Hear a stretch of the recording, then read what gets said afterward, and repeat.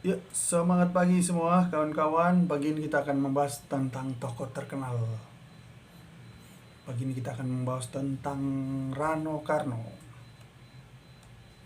Untuk profilnya beliau atau biografinya dapat dibaca di Wikipedia ya. Lahir tanggal 8 Oktober 1960. Namanya Rano Karno.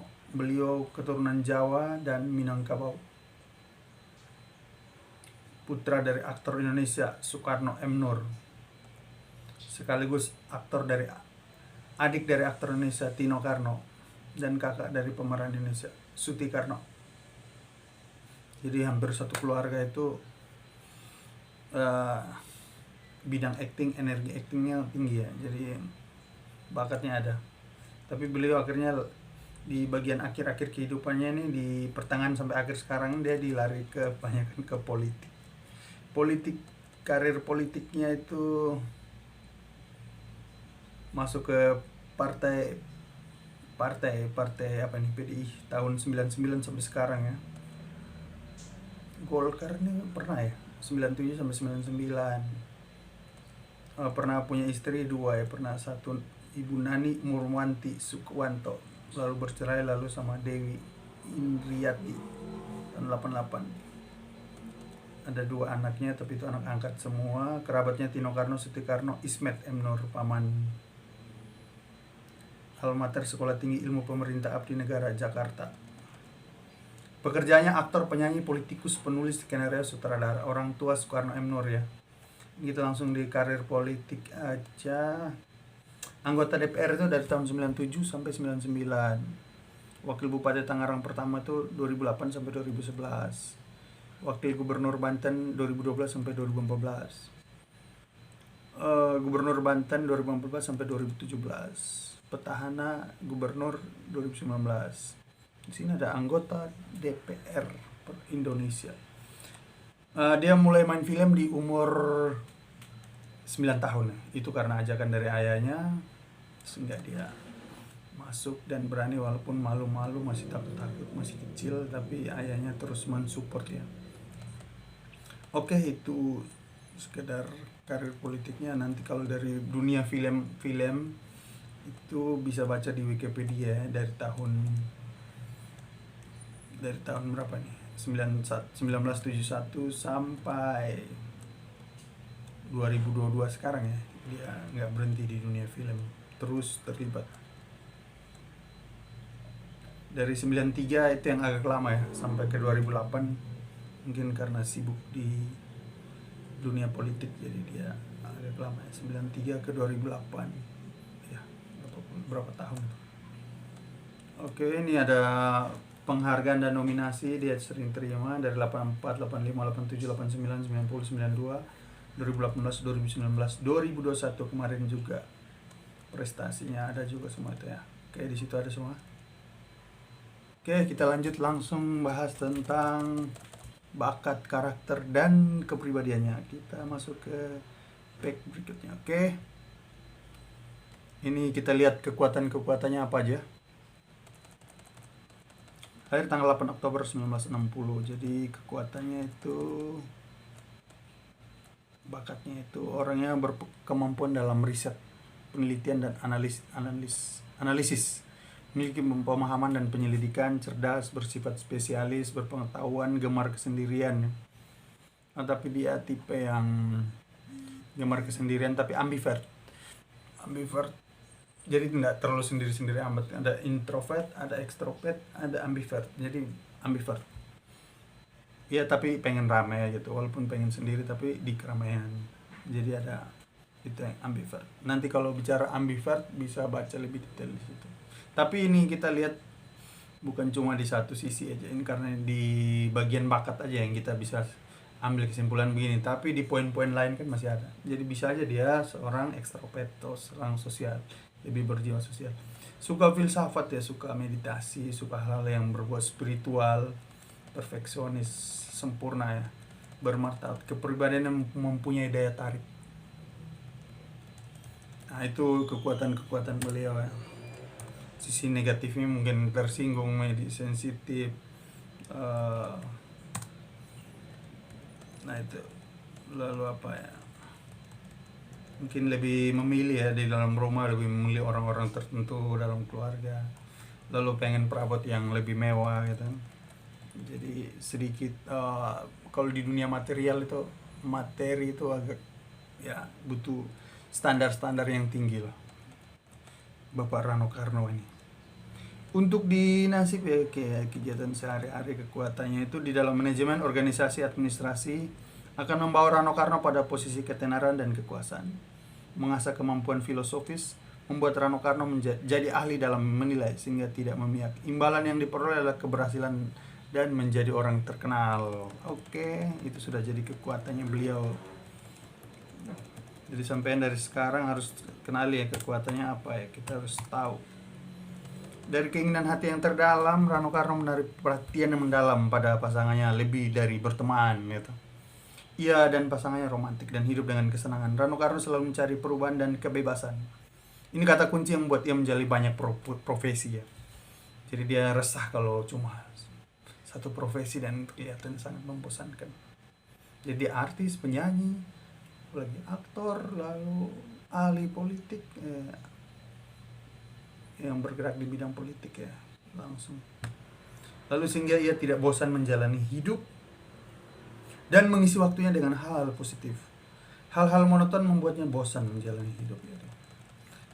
Lalu keinginan hati lanjutannya itu ia tuh memiliki penuh akal ya, memiliki banyak akal, serba bisa, menginginkan kebebasan, kegairan dan petualangan dalam hidup. Rano Karno sangat minat terlibat dalam urusan publik, jadi nggak terlalu sendiri. Nah di poin ini dia urusan publik nih. Tadi di poin yang bakat tadi kan agak apa tadi, introvert ambivert lah. Tapi yang di sini urusan publik ya, berarti dia masuknya ambivert. Tapi nanti kalau poin-poin lainnya bisa jadi ekstrovert.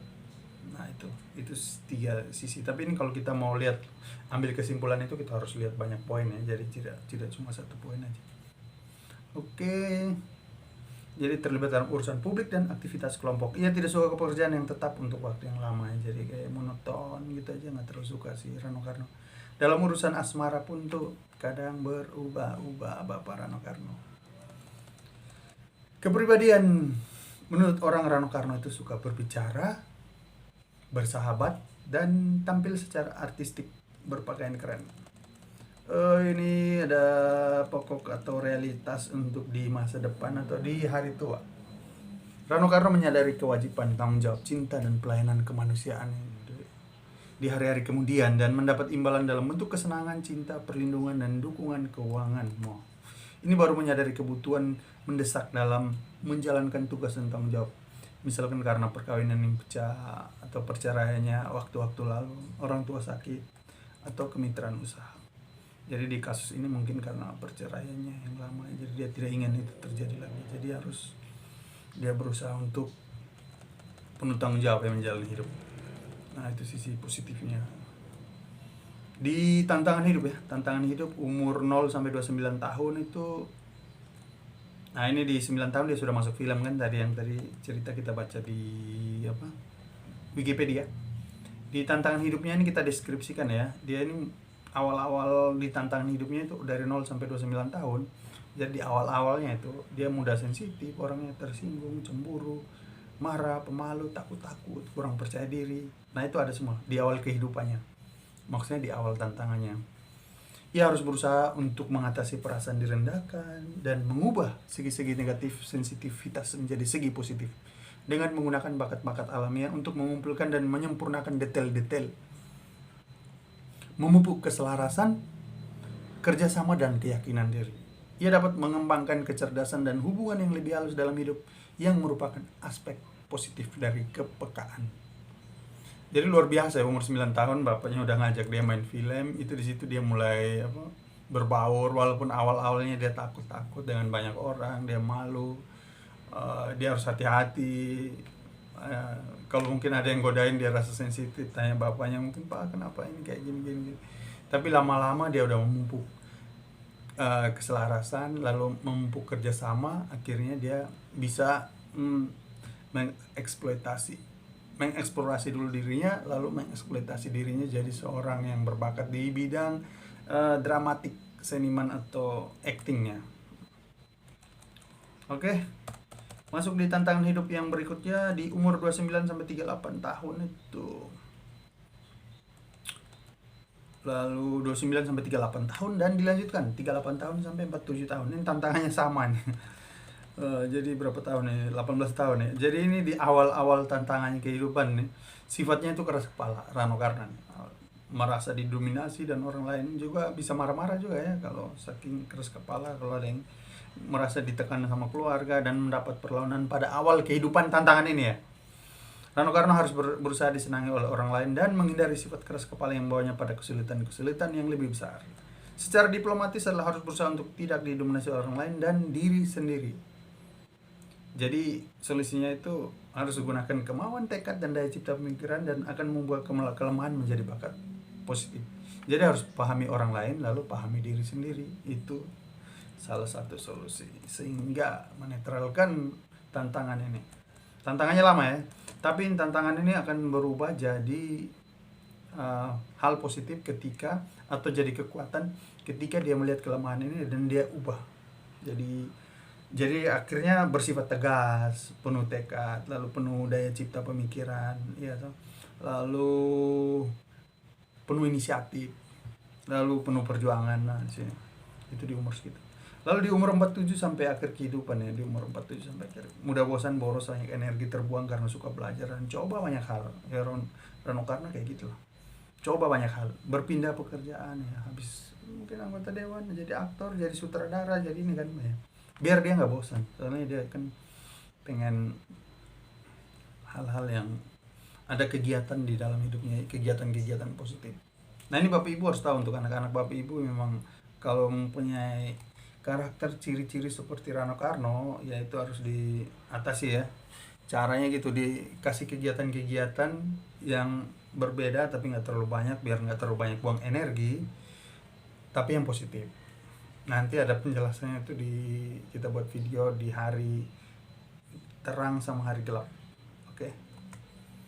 Ini suasana baru dan tempat. Dia ingin suasana baru, tempat baru, ingin aktivitas baru, aktivitas lain sehingga tidak bosan.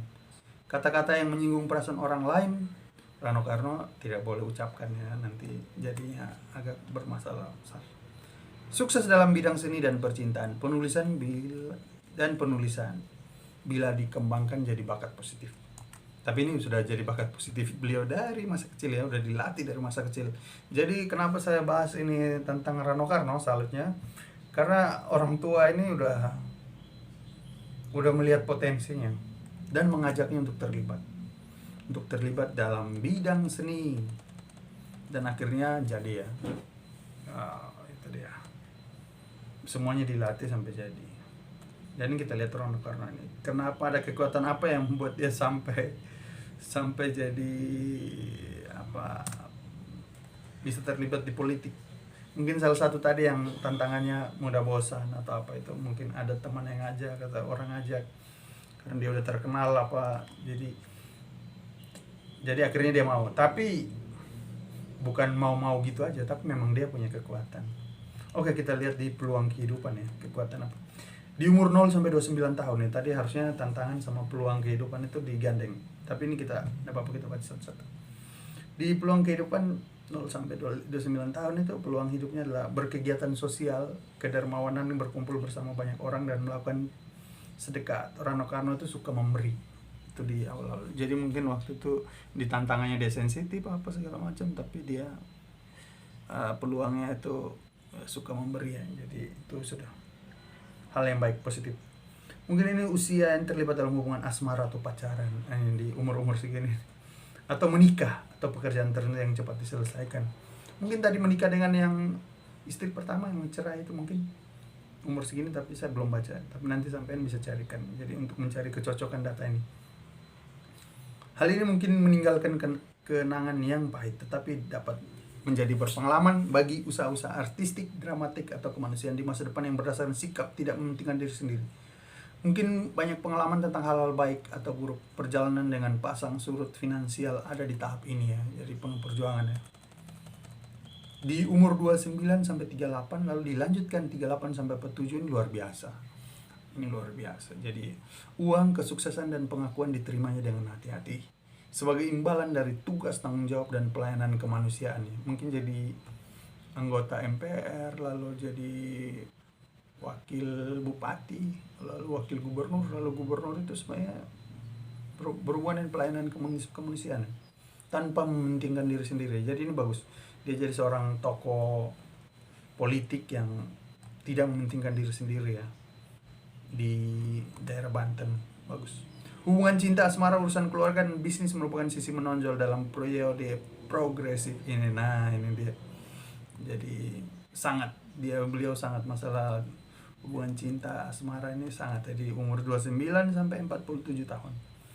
Di umur 47 tahun sampai akhir kehidupan terlibat dalam manajemen dan bisnis ya. Mungkin tadi yang aktivitasnya sebagai sutradara atau apa tadi yang, dan kegiatan-kegiatan organisasional atau studi hal yang bernilai filosofi. Dia mungkin melakukan studi yang bernilai filosofi. Itu sangat menarik bagi Rano Karno ya.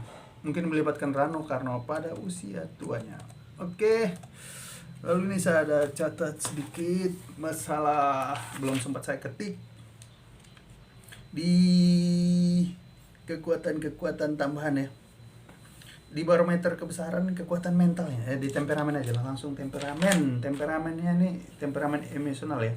Temperamen emosional itu dia melibatkan sesuatu pekerjaan di bidang seni ya. Jadi kalau bicara bidang seni itu harus berhubungan dengan emosional. Imajinasi, bakat pribadi lain seperti musik, menulis, menyanyi, dan lain-lain. Nah, itu ada di beliau juga penyanyi. Pekerjaan dan urusan asmara diwarnai oleh imajinasi. Jadi dia kalau bekerja lalu asmara harus ada imajinasi. Nah, itu dia. Jadi untuk yang jadi pasangannya Rano Karno harus pahamin ya. Jadi ketika memahami ini, kehidupan bersama Rano Karno jadi serasi. Rano Karno tuh suka ada perubahan, ada kebebasan. Jadi jangan terlalu mengkang, nanti nggak cocok sama pribadinya Rano Karno. Bimbingan kejuruan ya, bakat seni tadi ya, bakat seni, tokoh politik, penuh daya cipta, tanggung jawab, dan kedermawanan. Jadi Rano Karno orangnya nggak pelit. Lalu di apa ini, barometer kebesaran di mayor tadi, nasib, ada angka lahir di lahir, ada di puncak kehidupannya itu dia seorang administrator, pimpinan bisnis lah, kata sederhananya gitu.